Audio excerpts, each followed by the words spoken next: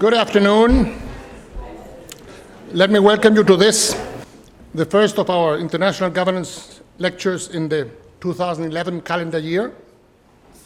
Ever since this series was established some 5 years ago, we have brought leading theorists and practitioners on global governance from all over the world to share their insights with us. It often happens, of course, that we do not have to reach that far to gain access to some of the finest minds in the field. Some of them are quite close to us, literally up the road in some cases.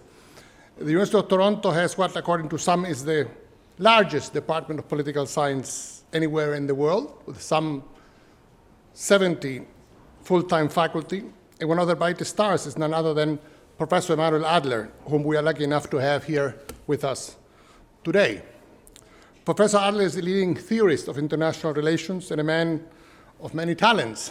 We've been talking earlier this morning, and also we met in Washington at the meetings of the APSA. And he was telling me that he, in fact, is lucky enough, or perhaps not so lucky, to have 3 jobs rather than 1.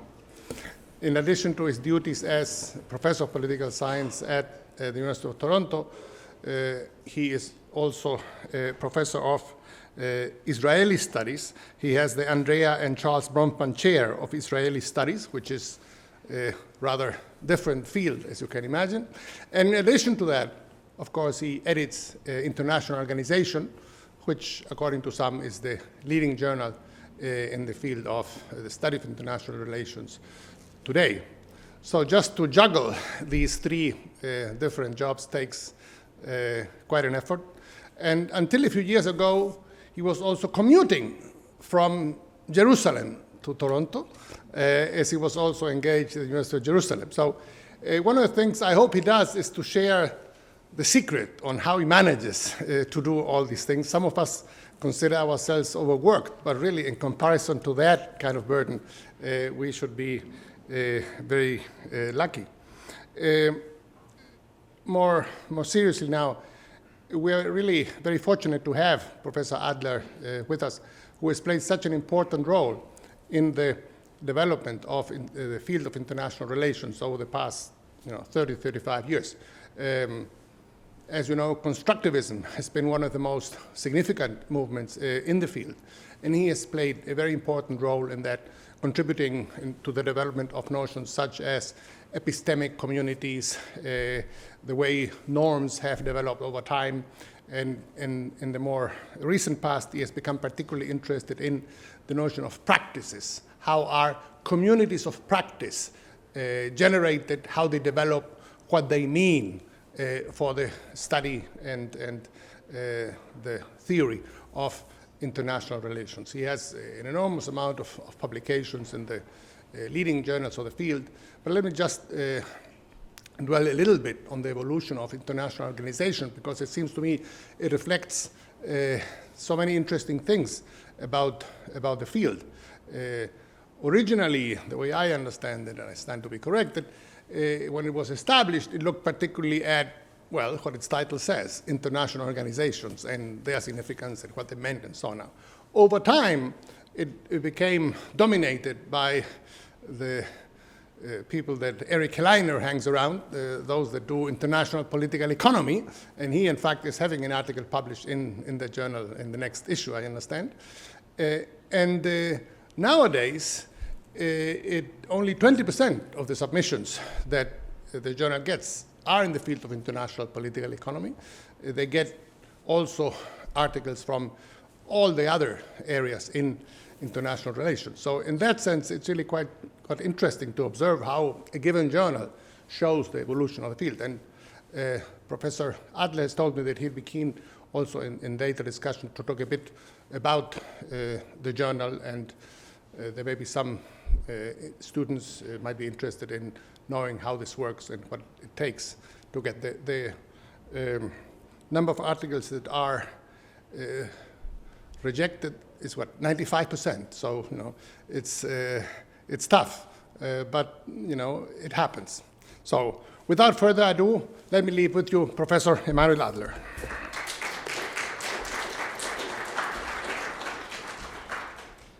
This was extremely generous. Thank you very, very much. I don't know if you are going to notice that we have a similar accent.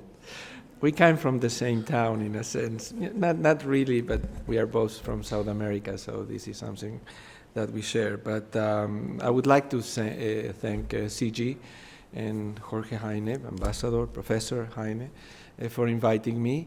Also Tom Turcotte, who did quite a lot of work to bring me here and to provide help for me coming to CG. And I'm very, very pleased to see some friends, all colleagues, students who I work with, so I feel in family, if I can say so.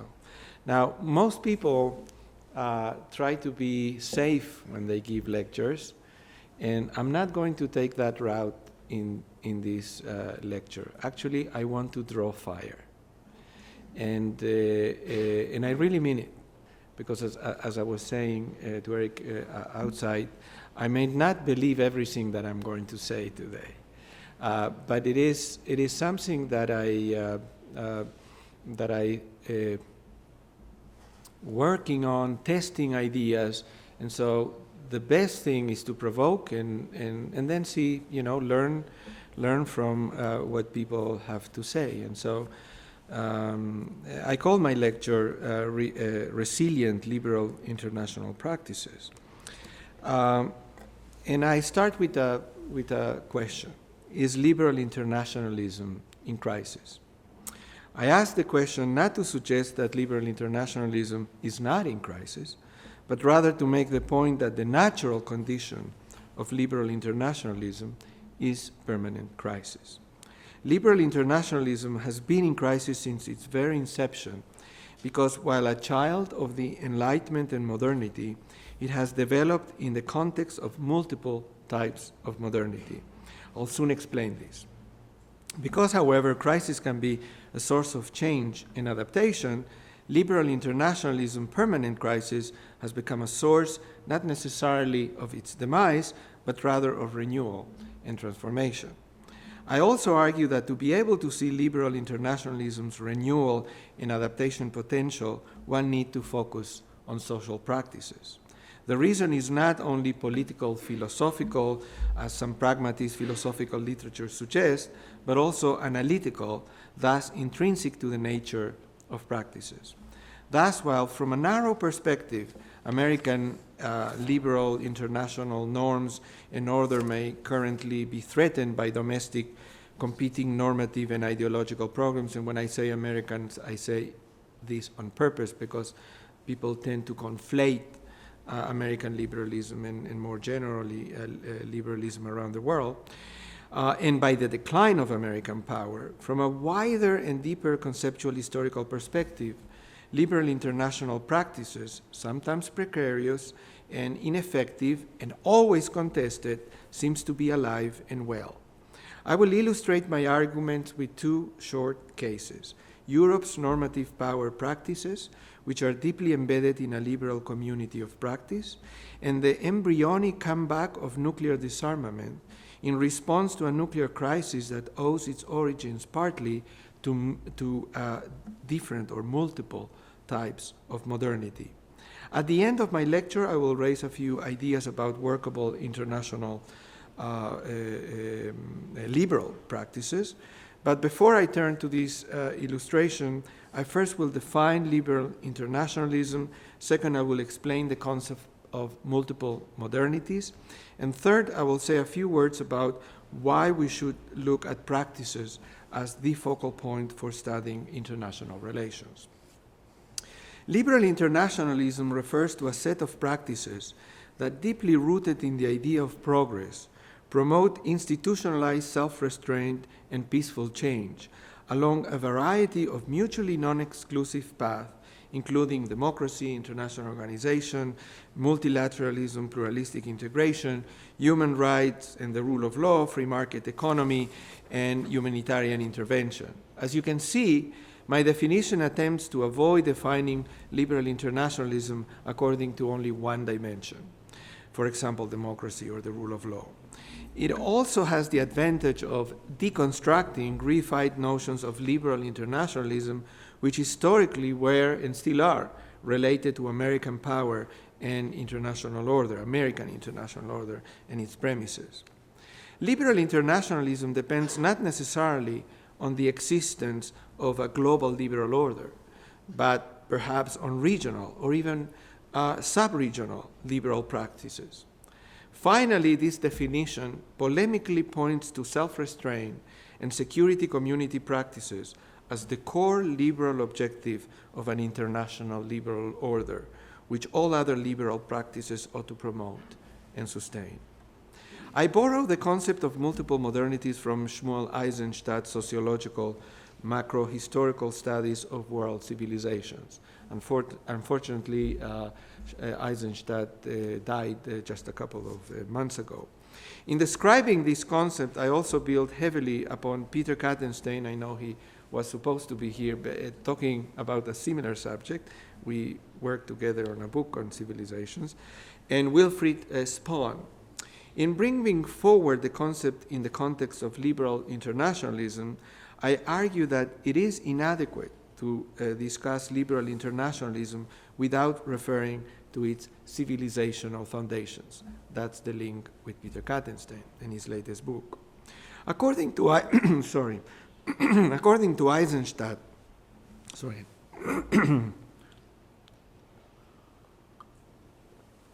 According to Eisenstadt, the civilization of modernity embodies a multiplicity of different cultural programs and institutions of modernity. They derive from the interaction between Western Europe's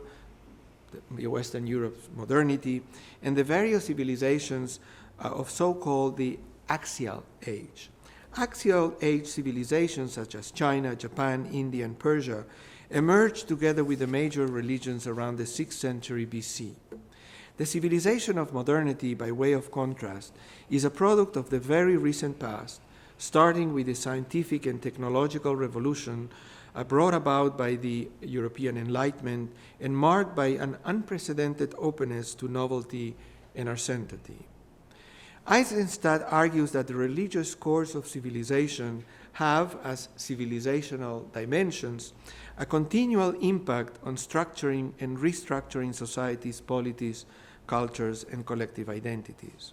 Modern societies are not simply historically converging outcomes of varying modernization paths in terms of capitalist industrialization, political modernization, and perhaps liberal internationalism. Rather, the civilizational religious cores remain cultural sources of differing programs of modernity, and as such, they have a continual impact on the socio-economic, political, institutional, and technical scientific dimension of modern societies. The antinomies of modernity derive from the principal tensions between the universalistic utopian and pluralistic pragmatic component of the religious civilizational cultural codes. As multiple forms of modernity, they materialize in varying cultural orientations, political institutional settings, and societal configurations in modernizing non-Western but also Western modern societies alike. All axial age civilizations, for instance, have generated proto-fundamentalist movements. In the West, Jacobinism became an oppositional movement in European civilizations that exploded in the 20th century under the banners of communism and fascism. Eisenstadt, for example, does not interpret contemporary non-Western fundamentalist movement as a principal reaction to universalizing processes of Western modernity in order to keep the authenticity of traditional religions and ways of life. Rather, he views them as modernizing cultural dynamics in non-Western civilizations and as major vehicles in the construction of multiple forms of modernity. Moreover, democracy, as the core institution of political modernity, should be seen not simply as a taken for granted, universalizing Western political regime, but as embedded in the antinomies and multiplicities of modernity and the related fragility of and variation in democratic regime. Thus, the process of institutional democratization are dependent on the related cultural value orientations in their pluralistic, pragmatic, as well as Jacobin, totalistic component. It is not difficult to see, therefore, why multiple modernities have been and still are a source of crisis of liberal internationalism. Liberal internationalism had to confront crisis after crisis, empire's demise, fascism, Nazism, communism, the result of the antinomies of modernity derived from the principal tensions between the universalistic, utopian, and pluralistic pragmatic components of the religious, civilizational, cultural codes. Currently, cultural dynamics in non-Western civilizations, for example, in the Muslim world, China, Russia, are major but not unique sources of liberal internationalism crisis. The world, therefore, does not seem to be converging toward one understanding of liberal democracy. There are alternatives to Western liberal notions of modernization, and the rule of law, human rights, and international institutions are interpreted and acted upon differently across multiple modernities. Multiple modernities, thus, are a permanent impediment to a cosmopolitan global international order. Furthermore, the consequences of multiple modernities are best expressed by the concept of liberal disorder rather than of liberal order. But it is precisely in the dialectical dynamism and collective sense of crisis which disorder creates that the ground for renewal, transformation, and new possible orders may lie. In spite of the doom and gloom, therefore, liberal internationalism crisis has so far not led to its demise, but have been a source of adaptation and renovation. Because of Jacobin challenges, Europe as a civilization collapsed after World War I and World War II, the Holocaust and colonialism. But out of the ashes, it drew on new liberal practices to invent itself as a new liberal international community of practice. Multiple modernities are also fueling a nuclear crisis with nuclear Korea and Iran at its center, not only because of technological innovation or material power asymmetries, but mainly because of lack of common knowledge between these countries and the liberal West. The result has been called for a new round of global nuclear disarmament. Okay, now why practices? Because it is in and through practices that the key dimensions of social and political life take shape. For example, structure, agency, subjectivity, material resources, meaning, and much more. Vincent Pouliot and I define practices as competent performances. More precisely, practices are socially meaningful patterns of action, which in being performed more or less competently, simultaneously embody, act out, and possibly reify background knowledge and discourse in and on the material world.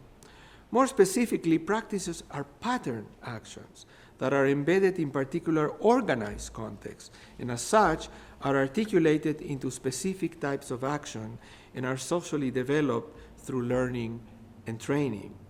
Action is always a constitutive part of any practices, yet the reverse is not necessarily true.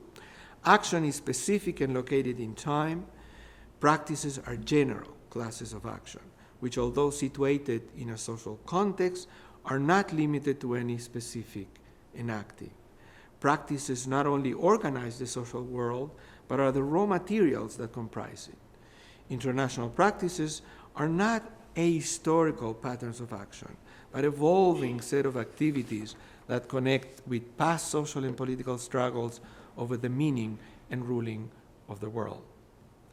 The attributes of practice, for example, they are both material and meaningful, structural and agential, reflexive and based on background knowledge, and stability and change, acquire concrete and workable theoretical and empirical meaning in the concept of communities of practice.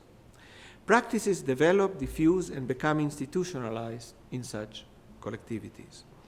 A community of practice, according to Etienne Wenger, is a configuration of a domain of knowledge that constitute like-mindedness, a community of people that creates the social fabric of learning, and a shared practice that embodies the knowledge the community develops, shares, and maintains. The knowledge domain endows practitioners with a sense of joint enterprise, which brings the community together through the collective development of a shared practice, and is constantly being renegotiated by its members. People function as a community through relations of mutual engagement that bind members together in a social entity. Shared practices, in turn, are sustained by a repertoire of communal resources, such as routines, sensibilities, and discourse. The community of practice concept encompasses not only the conscious and discursive dimensions and the actual doing of social change, but also the social space where structure and agency overlap and where knowledge, power, and community intersect.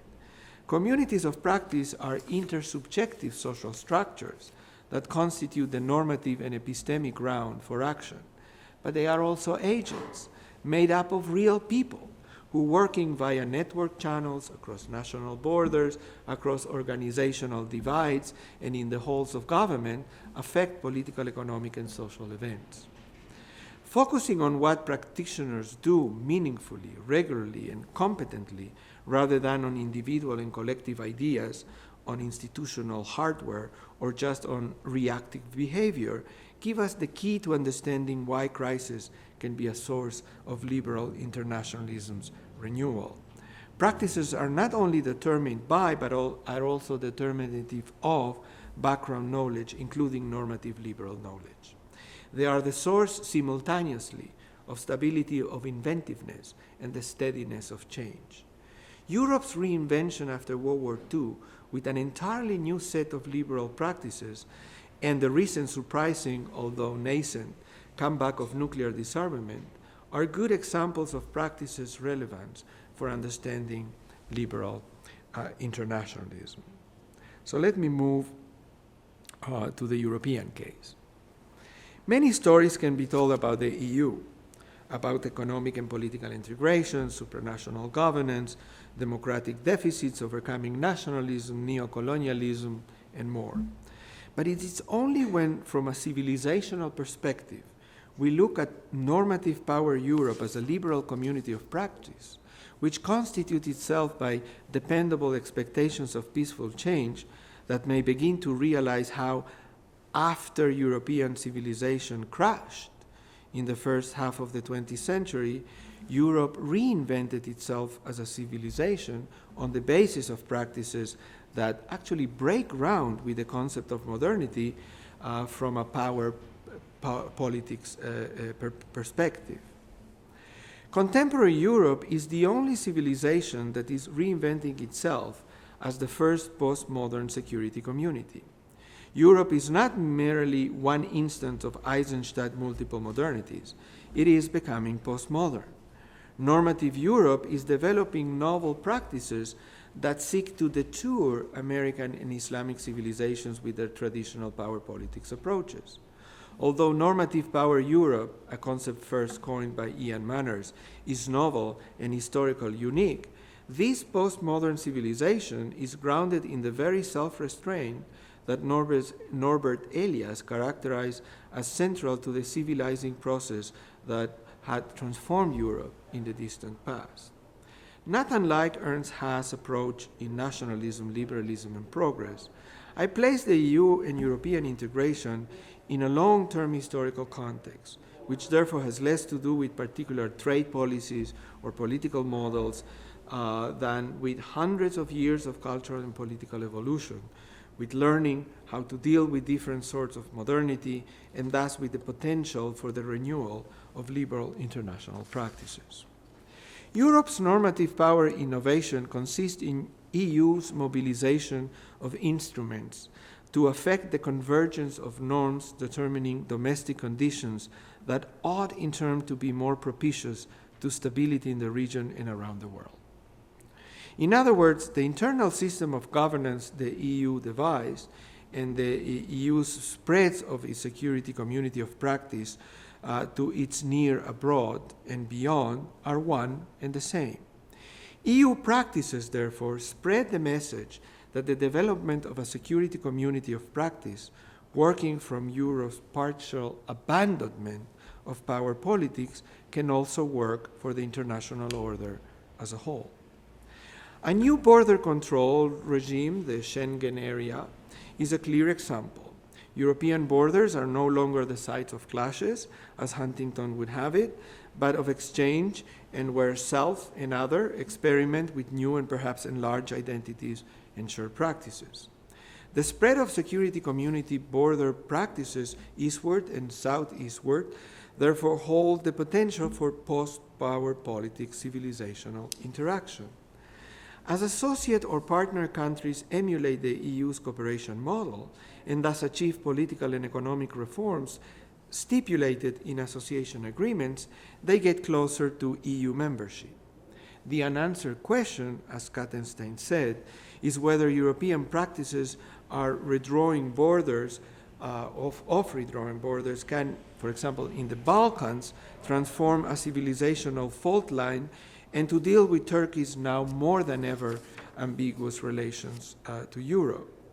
After a decade of political engagement, it looks like Europe's scorecard is cautionally optimistic on the Balkans, but it remains increasingly pessimistic on Turkish accession. Civilizational encounters with Muslim minorities within Europe, urban areas, illustrate the unfolding of a potentially transformational local politics that leads political observers to both cautiously optimistic and guardedly, or sometimes even very pessimistic appraisals. These instances reveal a variety of practices that simply does not lend itself to any simple summary such as the clash of civilizations. Institutional practices of region building, for example, in the Euro-Mediterranean Partnership or Barcelona process, the European neighborhood policy, and recently the Mediterranean Union, also aim at spreading the security community outward. The issue here is not the success or failure of this initiative.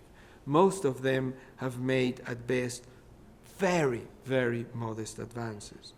It is instead the fact that the EU is seeking to export political practices and habits that have created dependable expectations of peaceful change. This explains the strength of Europe's commitment to and constant invocation of human rights as enshrined in various European and international treaties, as well as its commitment to the principles of social rights and solidarity enshrined in the institution of the European welfare state. Strong support of the Kyoto Treaty and legally binding Commission standards, the International Criminal Court, and the EU's post-national citizenship, rooted partly in right rather than on substantive notions of peoplehood, affirm Europe's status as a normative power that seeks to transform its relation with other actors in international politics, promotes regional integration, and a distinct standard of domestic governance. The practice of multilateralism is at the center of Europe's common foreign and security policy practices. While it is viewed in Europe as an end in itself and works almost like a social norm, it is more a means to an end in the United States. European multilateralism is inherently communitarian because it relies on practices of collective identity formation to expand its security community of practice and inclusive practices of cooperative security, such as partnership and crisis prevention, for example, by the Special Representative to Conflict-Ridden Areas and the Early Warning Unit. The EU also has increasingly played a role in conflict management. This is exemplified by Europe's anti-terrorist approach, which takes terrorism as a criminal activity rather than as an act of war, and is based on eradicating the basic roots of terror. Or take the 2003 European Security Strategy. It identifies Europe's underlying sources of insecurity as bad government, the dark side of globalization, and disdain for international treaties, international law, and human rights. To counter these threats, the European Security Strategy refers to developing effective multilateralism, promoting an environment of well-governed democratic states, upholding and developing international law, resolving regional conflict, spreading good governance, and supporting social and political reform. Not so long ago, European armies march all over Europe to conquer and win military contests. European military these days are trained to prevent conflict rather than win it, and to keep and make peace rather than making war as the highest of military skills and patriotic endeavors. The stakes of Europe's gamble with new liberal international practices cannot be underestimated. Europe is trying to change the international system structure, its rules and practices, towards security community-based intercivilizational politics. Meanwhile, the international system, including civilizational entities such as the Muslim world, the US, China, and Russia, for which war is still imaginable and doable, try to resist and entice Europe back to its own past. Can Europe, in its encounter with other civilizations, challenge these polities' frames of references and thus peacefully pull them towards its practices? I'm very pessimistic. Probably not. While Europe tries to change the world in its own normative power image, the old anarchical world is at the same time trying to shape and shove, as Ken Wald used to say, the system, Europe, to impose its own image on Europe. So after this very brief case on Europe, which if you would like to see an expanded version of it, is a chapter in Peter Kattenstein's book on civilizations. It's called Civilizations in World Politics, which was published last year. But this stuff is new. I mean, I have not published it, but I added this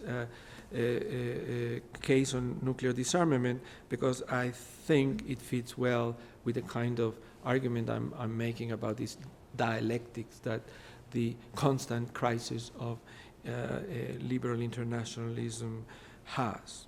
So let me turn to nuclear disarmament. Discredited as idealist and dangerous during the Cold War, when arms control effectively replaced it as part of the doctrine of nuclear deterrence, nuclear disarmament now suddenly reappears less as a new Baruch plan to bring about world peace via global disarmament, but as a realist response to fears of nuclear weapons use, rooted in the fissures of multiple modernities, in the lack of common knowledge and shared strategic practices, and in the fear of nuclear use of non-state terrorist groups. Since Henry Kissinger, William Perry, Sam Nunn, and George Shultz wrote their op-ed pieces in the Wall Street Journal from January 2007 and 2008, a serious academic and political discussion has taken place about removing nuclear weapons from Earth's arsenal down to zero. In just 4 years, a global movement aimed at bringing about the global zero option was also created, which has actively engaged both academicians and practitioners. The movement called for, and I quote, a legally binding verifiable agreement including all nations to eliminate nuclear weapons by a certain date, and is trying to mobilize key governments, NGOs, and the media to generate global support. The discussion is taking place around the world, and most remarkably, US President Obama adopted the notion of global zero in his Prague speech on April 2009 and convened a global nuclear security summit in March 2010. Subsequently, the signature by the US and Russia of a New START treaty raised a few hopes, and the US government issued the first nuclear posture review, a report that will guide its nuclear strategy over the next few years.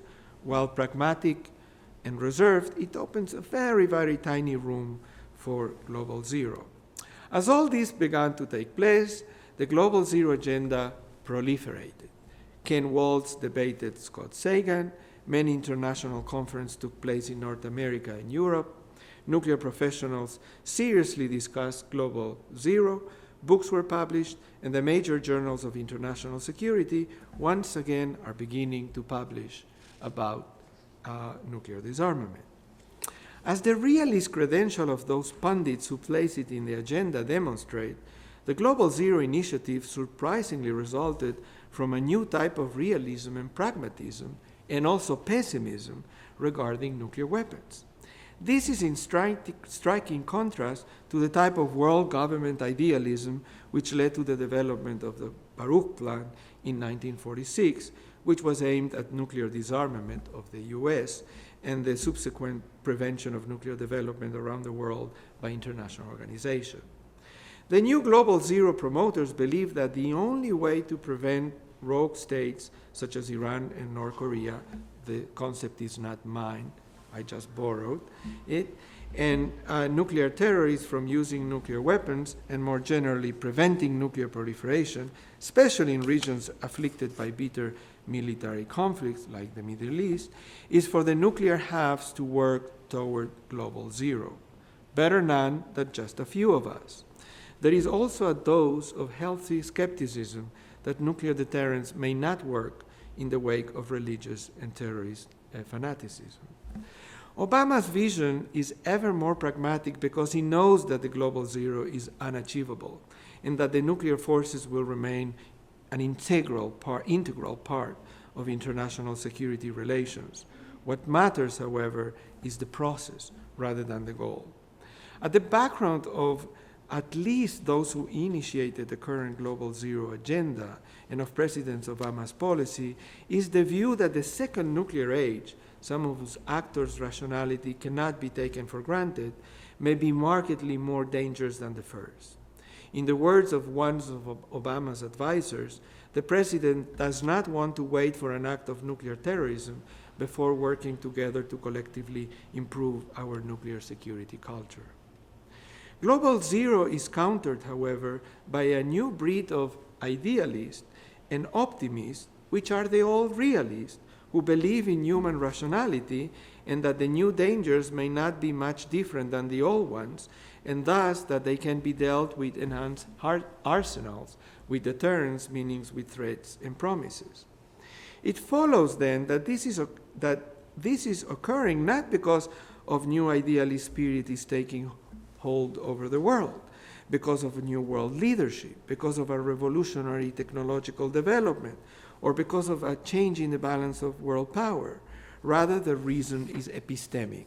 The lack of common knowledge across multiple modernities divides, and emotional also, the fear and uncertainty that if nuclear disarmament does not begin in kind, this time around, unlike the Cold War, nuclear war can happen intentionally or unintentionally.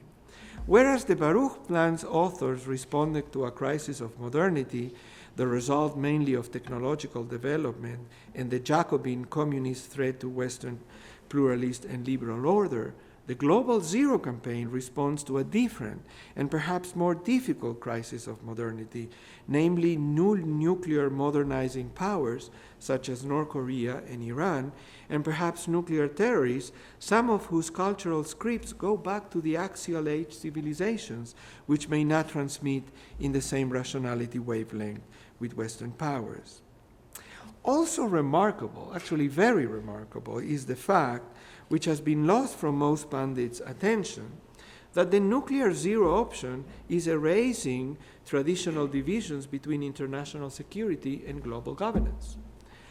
In the past, it was mainly realist strategists, nuclear experts, and political actors who dealt with the international security implications of nuclear weapons. And it was idealist philosophers, publicists, and cosmopolitan liberals who argued in utopian manner about total nuclear disarmament. The way to enhance international security for the new realists, however, is through global governance. Global Zero, thus, has not only managed to bring international security, or is bringing international security and global governance into convergence, but also with the support of President Obama, global governance is beginning to become an international security approach. To characterize the new realist approach, it is less achieving the ultimate goal, which most consider still unachievable, but rather starting a journey toward the goal, which will help redefine the nuclear predicament and its solutions. The innovation lies, therefore, in the idea of setting in motion a vision, Global Zero, and then develop new practices in a disarmament community of practice whose primary utility will lie in the process of getting down to zero rather than on the outcome itself. In such way, global governance may become international security and vice versa. Facing a new challenge in the permanent crisis of multiple modernities, liberal international learning and adaptation may be beginning to take place. Global nuclear disarmament, perhaps one of the most radical liberal international practices ever, which can be conceived only as part of a constellation of very ambitious and elaborated multilateral and global governance practices, for example, internationally criminalizing nuclear weapons for violating international humanitarian law, is now reappearing in the world scene. I'm not saying, however, that the Global Zero movement will succeed, that new kinds of international institutions or partial forms of world federalism will rise to implement it, but that the practice of nuclear disarmament is beginning to reappear. And it's happening because of a new chapter in the perennial challenge of multiple modernities and because of the capacity of liberal internationalism to renew itself in the face of crisis. We may be able to draw a few lessons from what I said for thinking about workable liberal international practices for the world we live today. First, we can learn that the meaning of workable liberal international practices is relative to historical, cultural, and civilizational contexts. Permanent crises of multiple modernities have engendered different challenges, which at times resulted in the development of new practices, as normative power Europe, or recycled practices, as in nuclear disarmament. Second, it is imperative to internalize the permanent crisis of multiple modernities and thus develop liberal international practices that acknowledge and engage non-liberal forms of modernities, helping create bridges across modernities. I'm thinking, for example, of recent EU practices aimed at culturally, politically, and economically engineering collective identities, which rest on the evolution of a supranational community of practices, now expanding eastward and southeastward to neighboring cultures with which it has historical ties. Third, viable liberal international practices depend on the existence of liberal international communities of practice. Years ago, Richard Ashley, a very famous postmodern international relations theorist, wrote that there is only one international community, that of realist practitioners. Today, there is in Europe a liberal community of practitioners. I know some of them, whose diffusion helps spread liberal international practices. Fourth, one of the most important tasks of diplomacy is creating the common knowledge necessary to make liberal international practices to be workable in and across the boundaries of Western modernity. Fifth, we know from Europe, the North Atlantic community, and other security communities that security community practices aimed at engendering dependable expectations of peace can be sustainable. One of the most important liberal international tasks, thus, is using existing practices and creating new practices for sustaining liberal communities of practice and for diffusing them across multiple modernities divides. Security through enlargement, association, and partnership is an example of the practices that I have in mind. Six, the trend of enhancing international security, especially in the nuclear field through global government, should be encouraged. Canada is well situated to help global governance become an international security approach. Finally, workable liberal international practices are those that manage to balance non-liberal practices both within Western modernity and across multiple modernities. Differences in ways states deploy practices in the world have structural effects, which may be as if not more important than material power, than interest, and knowledge stratification. What characterized U.S. European relationships in the last decade actually still does characterize it, and to a large extent structures their foreign affairs, was not a balance of power or a balance of interest or a balance of knowledge, but rather a balance of practices. In other words, at stake was not only material power, interest, and knowledge stratification, but different ways of doing things and achieving goals in the international arena. Liberals should do more, therefore, to balance non-liberal practices less with material power than with liberal practices. While the current crisis of liberal internationalism may partly be, as John Eikenberry says, a crisis of authority, it is first and foremost a crisis of multiple modernities, which requires constant creativity, adaptation, and learning. It also requires showing dignity and respect to the other across multiple modernities, which from a liberal, broad-minded perspective is both right and smart. Thank you very much.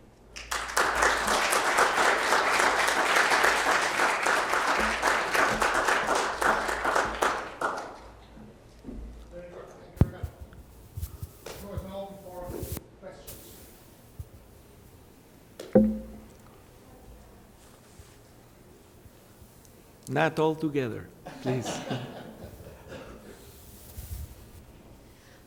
I have a question that relates to your talk as well as your book on security communities that's been plaguing me. In your perspective... Yeah. Oh, sorry. Do you want me to stand? Okay.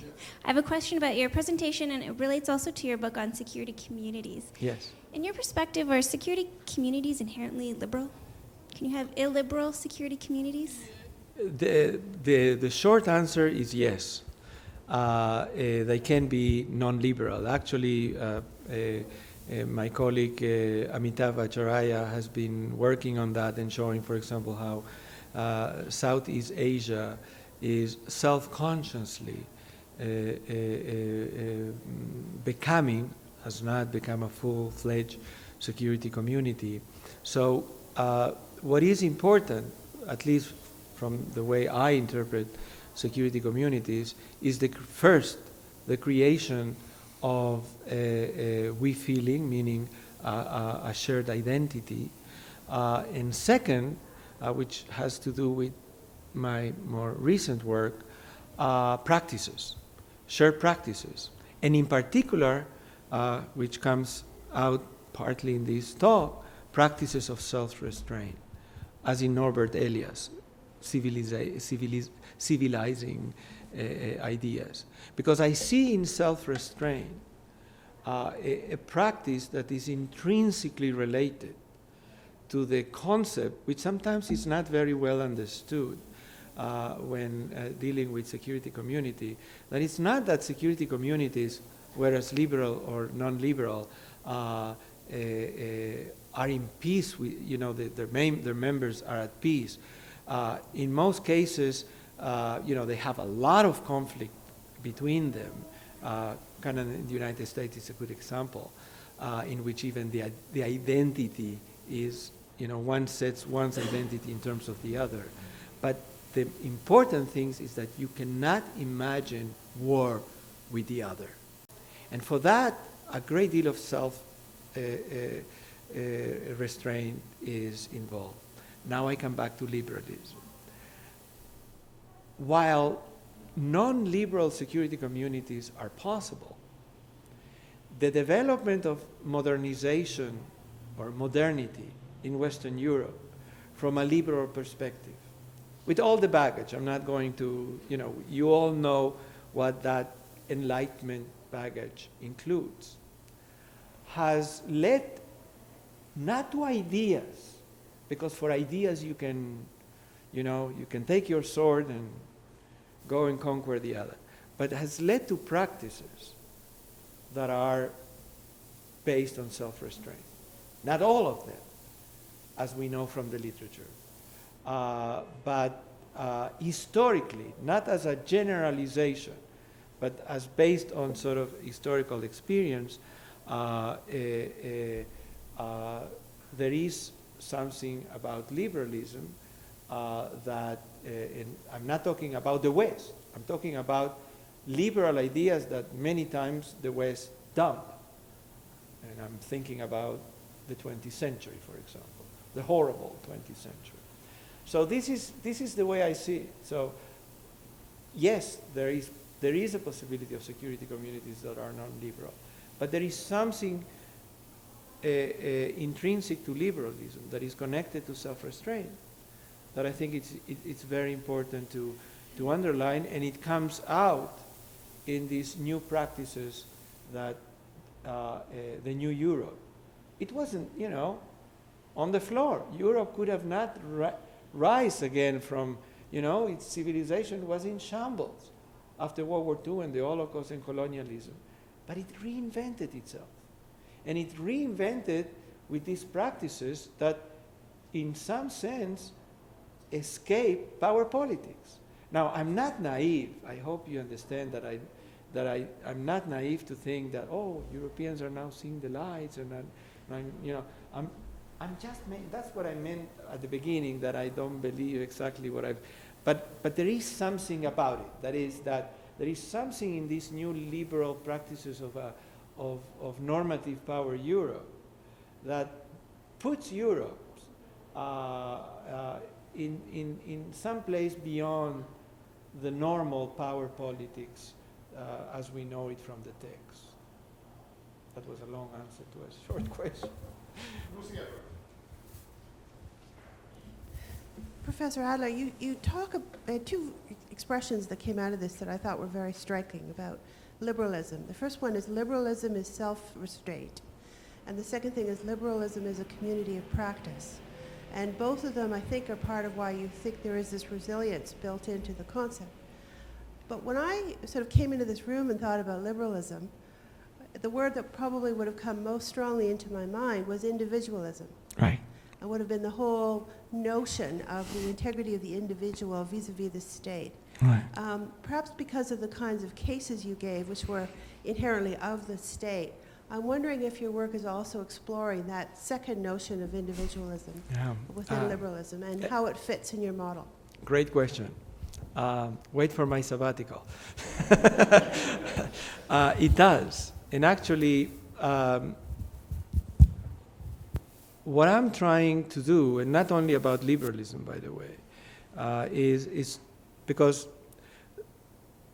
I tend to think in terms of collectivities, and most of my work was about communities, epistemic communities, security communities, communities of practice. But there is no communities without the individual. And here we have an agent structure, structuration kind of relationship. Now, different scholars have looked at different micro foundations for the macro structures that I was talking about. And they range the entire gamut of, from psychology to cognitive psychology and now emotions and various. I'm close to Goffman.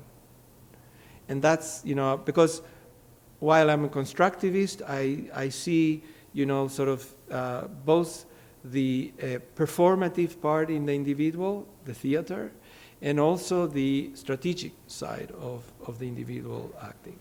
But more broadly, I'm trying to build not a bridge, let's say, between individual and collective or community in let's say, the cases I have been talking about.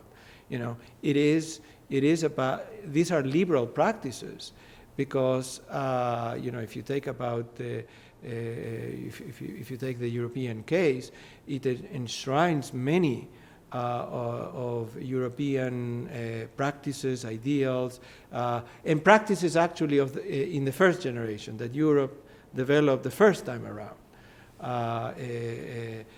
Democracy, the parliament, you name it.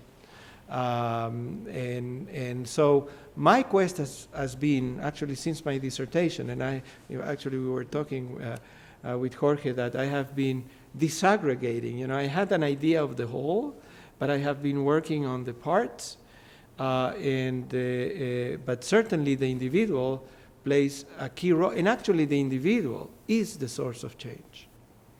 And in our latest work on practices, which I do with my former student and now professor, Vincent Pouliot, it comes out very clearly as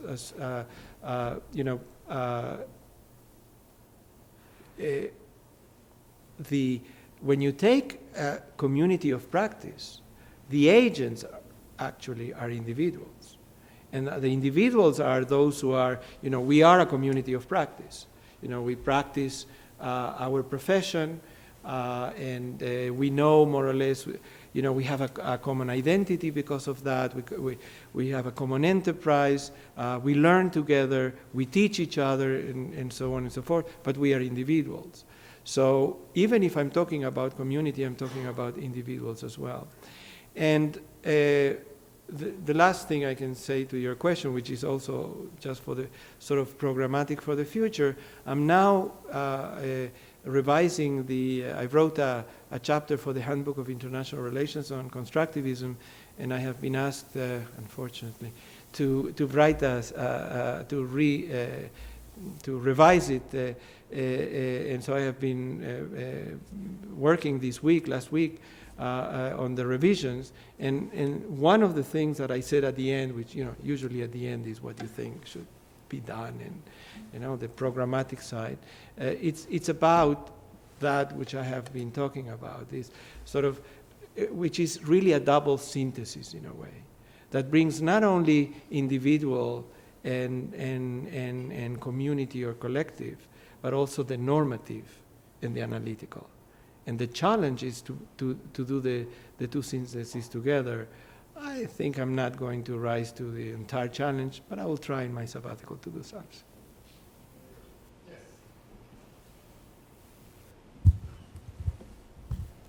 To what extent do you think liberal internationalism in the future will rely on a turning over of economically non-liberal practices, and specifically, currencies don't work within a system of constraint. The IMF doesn't work within a system of constraint. To what extent do you think that will happen? Yeah. Well, first of all, I, as always, when a question like this is asked, is that I don't know the future and I don't know exactly what will happen. What I can say is that my approach to other subjects and these subjects as well is that dialectically I can, if not predict, I can see that out of crisis, and we are just getting out of one big one, or we are still perhaps in the crisis, depending on your analysis.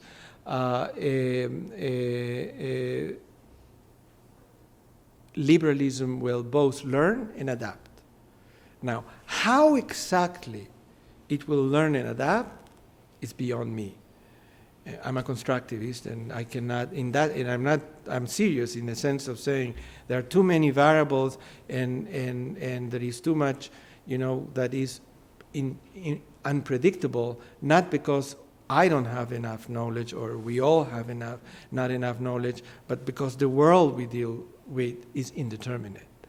But I think that within, just to be more concrete, in terms of the subject that you ask, I think that part of the learning or the adaptation of liberalism is especially learning from, well, you can take go from the last the big depression to now, and then to say what can you learn, let's say in finance, for example, in terms of the knowledge that needs to go into the practices that we need to develop. Where the economies went wrong. What is the type of knowledge, the background knowledge that is actually energizing our practices, which actually does not work. And so we need to change it. In Hassian terms, you have here a choice between adaptation and learning. And what we see, and here is where I get concrete, what we see, and I'm not, there are experts in this room that know more than I do in this subject, is that there is adaptation. That is that there is some adapting taking place, but not a real learning process, which means thinking outside the box that will include all kinds of in a learning process which may go beyond the so-called liberal practices as we know them now. Okay.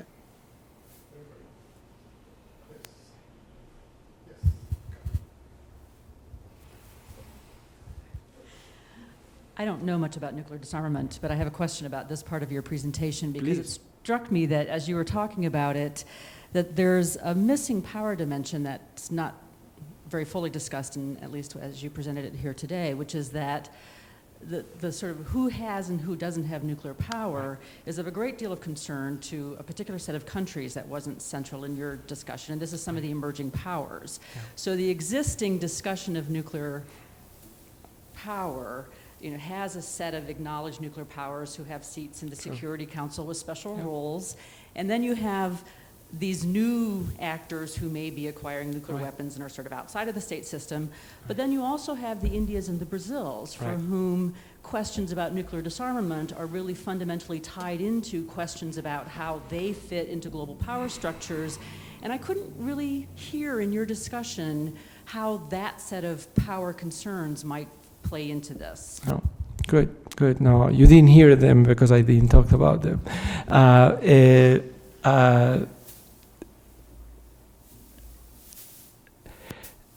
These power concerns, and they are, by the way, they are not only power concerns. They are questions of international status, pride, and even beyond power and pride, which is what most people work about, is identity.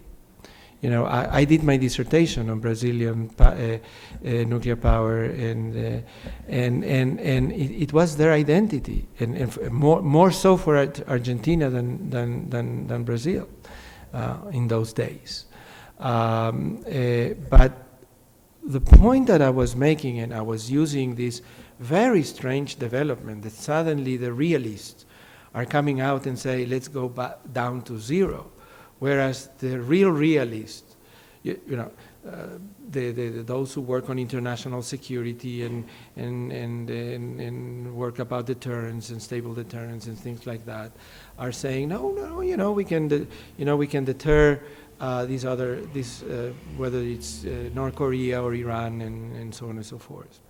Now here perhaps you give me an opportunity to expand a little bit more.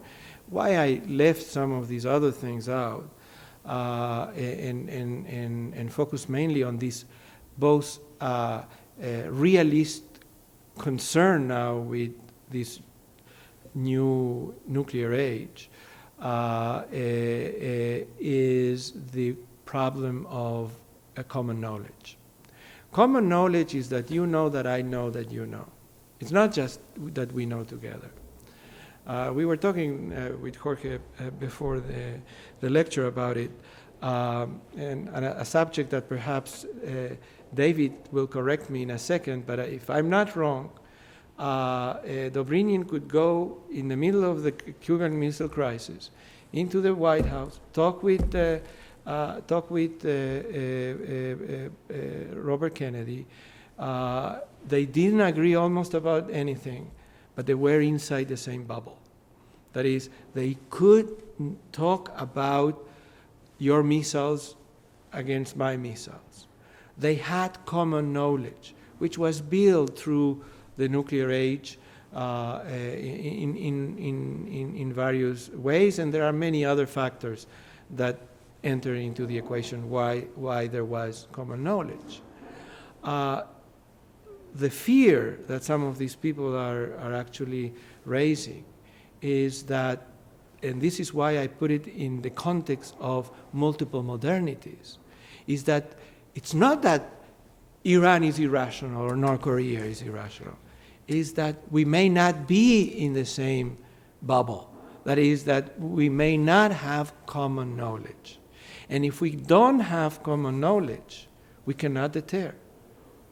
We only can deter, even if we have completely different interests, but we can deter if we are in the same bubble, if we transmit in the same rationality wavelength. And this is why I chose to concentrate on this, because it fits the element of multiple modernities.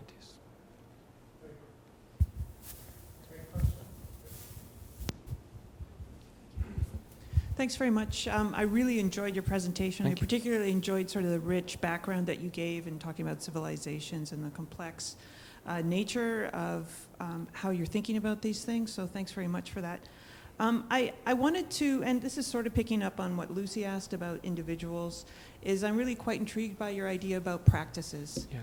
And I find it really attractive to think about practices. And when you were talking about how you were defining practices, you talked about, and correct me if I'm wrong, competent processes. Performances. Competent performances. Right. And I'm quite intrigued by that. And so if I'm getting your argument right, it seems to me that when you're talking about the practice of nuclear disarmament, you're talking about a competent performance, potentially. Right. And it seems to me that much of global governance or the sort of things that go on in international relations are incompetent performances. Right. And I'm wondering if you could kind of talk about practices that are incompetent as well as competent. That's a great question. I mean, most practices are actually incompetent, and in every practice, practitioners inside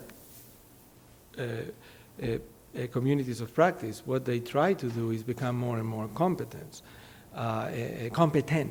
And now, the competence of a community of practice depends on the background knowledge.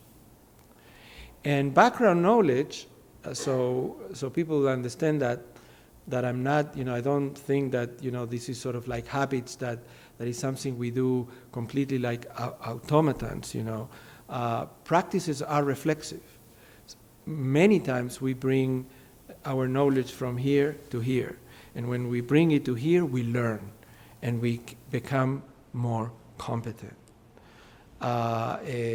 In a book that I edit with Vincent, we have a chapter by Johnny Stein on humanitarianism, in which she talks about how at a certain point the humanitarian community thought that it was working incompetently. And this is a great example of your question. Because actually they were trying to do good and they were not. They were failing. Actually they were making things worse. And so at a certain point, she says in the article, and I think she's right, like Medicine Sans Frontières and others, began to bring their background knowledge to the front and say something like, oh my God, what have we been doing? And at that point, they began a learning process, by which some decided to become less political, others, I'm not going to go into the subject, but could not or did not. But this is a very good example of the dynamics of it, of being incompetent and sometimes becoming aware that you are incompetent and then trying to remedy that. The community itself tries to say, let's be more competent in what we are doing. Yes,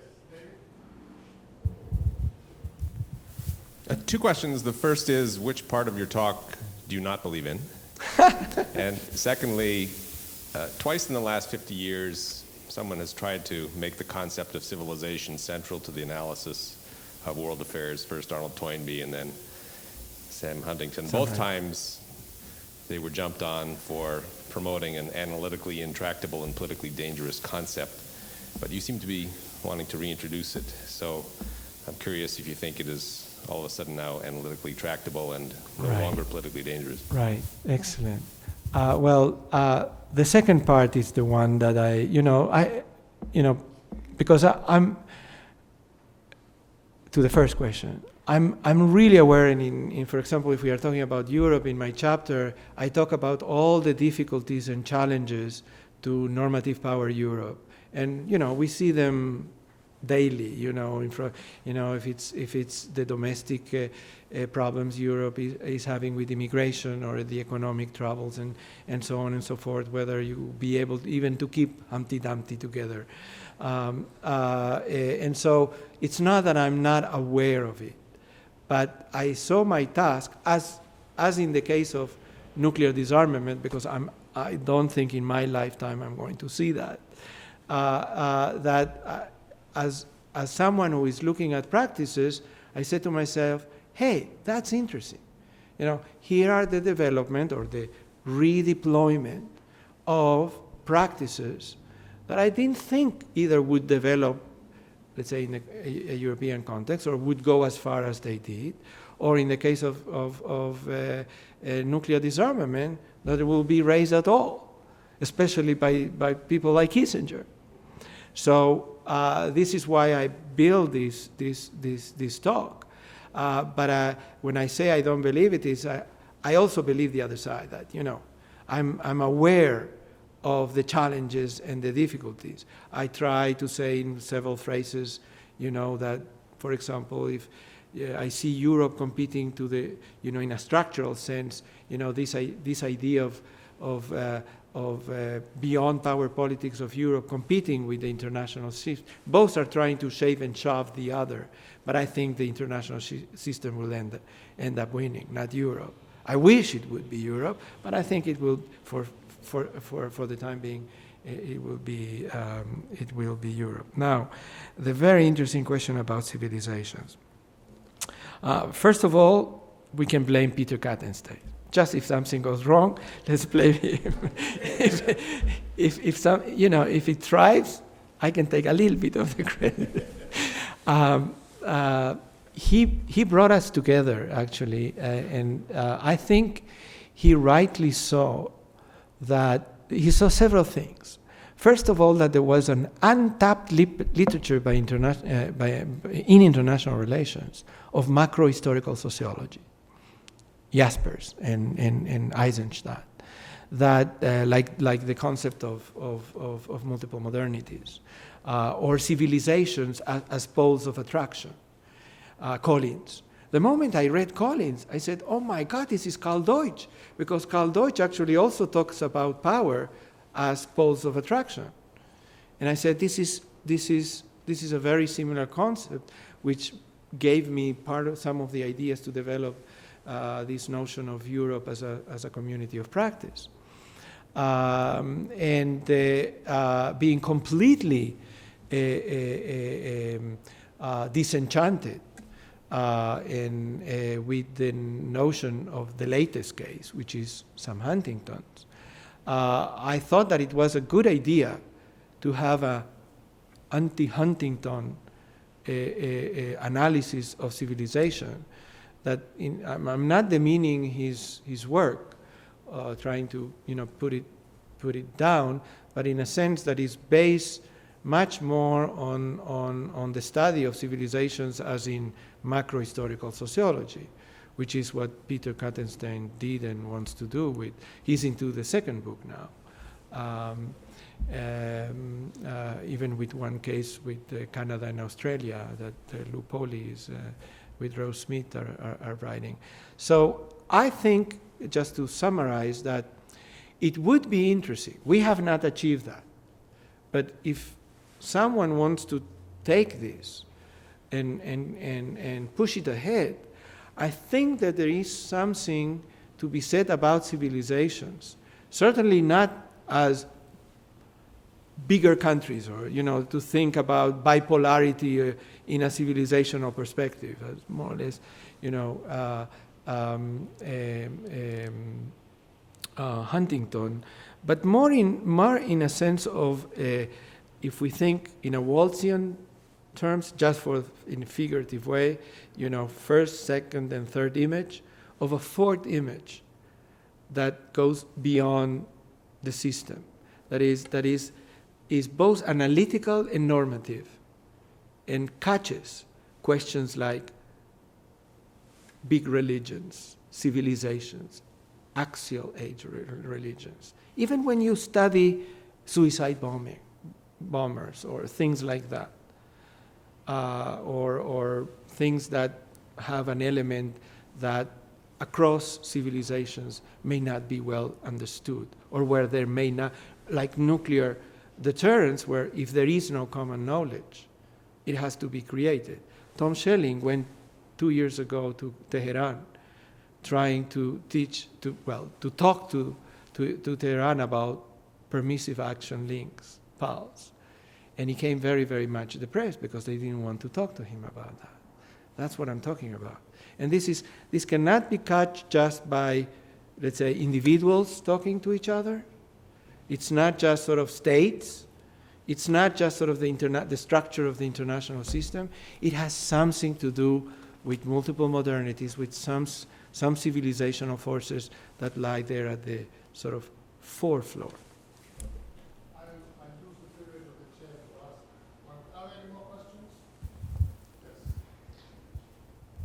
Just sort of building off Sarah's question about incompetence, I just wanted to hear what you thought about how you differentiate between renewal and pathology, sort of, especially through practices to have sort of path dependency of certain practices that are not a source of renewal or revitalization, I guess.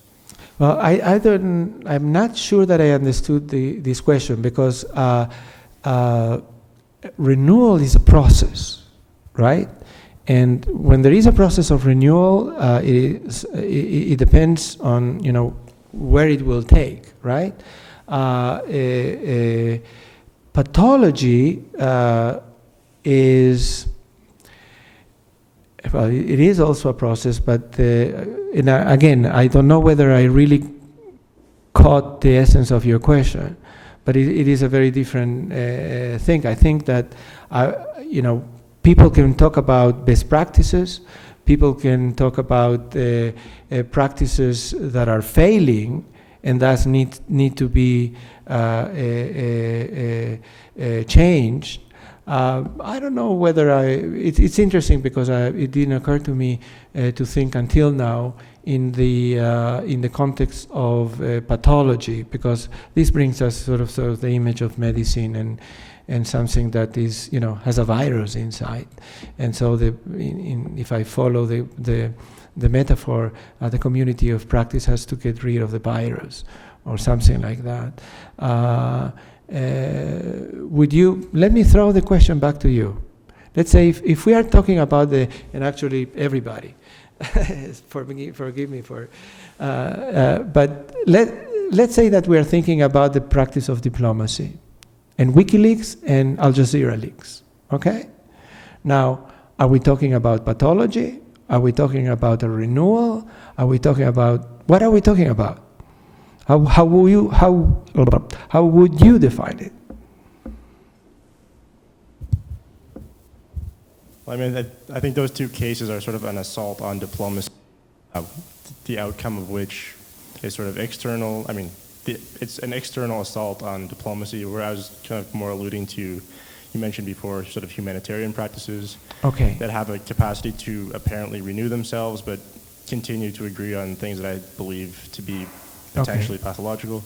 Okay. Can diplomacy, perhaps we should ask here the diplomat, can diplomacy renew itself after this? To go to go with you for a moment with this pathological thing that happened to diplomacy through WikiLeaks, and I'm not sure that I entirely agree with that, but in partly I do with Al Jazeera leaks and WikiLeaks. Perhaps it can. Perhaps diplomacy will learn and will adapt to the situation, both technologically and otherwise. But I'm just speculating, just sort of answering in sort of let's think together, because things are not black and white. It really depends on what you define as pathological, and what is a renewal. For some people, WikiLeaks, and we all have read about it, is a real positive renewal of diplomacy. Yeah, let's get more of that. Others believe that this may be a bad thing about diplomacy. So. I will ask one more question. A year ago, almost today, we had my own teacher, Professor Stephen Krasner, Yeah. who spoke a number of things, but he, of course, made a very significant contribution to the concept of regimes. Yes. And I was wondering, would you say that your notion of practices, mainly practices, is in some ways taking this sort of the next step, more detailed, more micro, From your mouse to God. than the notion of international regimes? Or would you say they are on different wavelengths and sort of totally different? I think. No, I thank you very much for your question. In one sense, they are different, but in another sense, let's say, both theoretically and epistemologically, there are similarities. First of all, let me tell you that practically, Vincent and I we called our book International Practices, and we decided to model our book after Krasner books. Not only that, we asked somebody to write a heinous chapter at the end, a critical, exaggerating, I'm joking, but a very critical chapter at the end, like Susan Strange did in the regime volume, just to match that structure. So we really imitated that. We are dealing with different, because regime, what he was able to catch is something that goes beyond institutions, the way people thought about institutions before. How expectations converge, actually. But by dealing with practices, we deal with something which is much more generic and much sort of larger in a sense. International practices, past practices, present practices, all kinds of practices, IP practices, security practices, humanitarian practices, you name it. But both theoretically and epistemologically, there are similarities. And let me start with the epistemological similarities. We both invited not just our friends, but sort of he had people like Bob Cohen and Ernie Haas writing about the same subject, right? Or Stein, rationalist and non-rationalist. So he wanted to see how international regimes are analyzed across the isms. And we are doing the same. We invited from arch-realist, nuts and bolts nuclear deterrence on the one hand, to post-structuralists on the other, and everything in between. Because everybody talks about practices. The post-structuralists talk about discursive practices.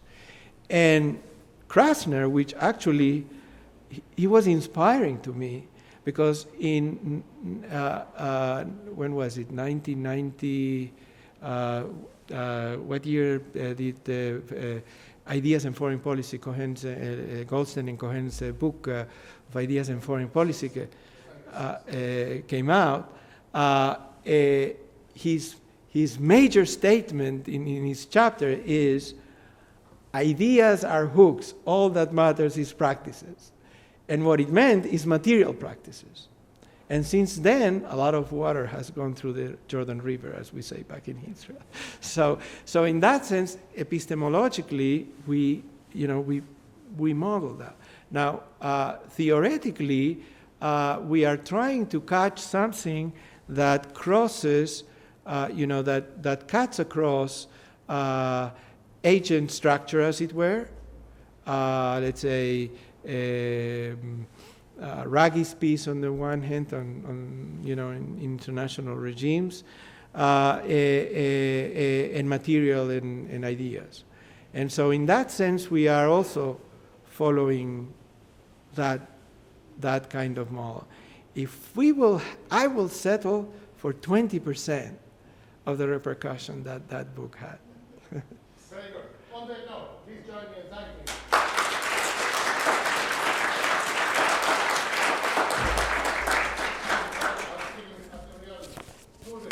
This is what practicing the theory of international relations is all about.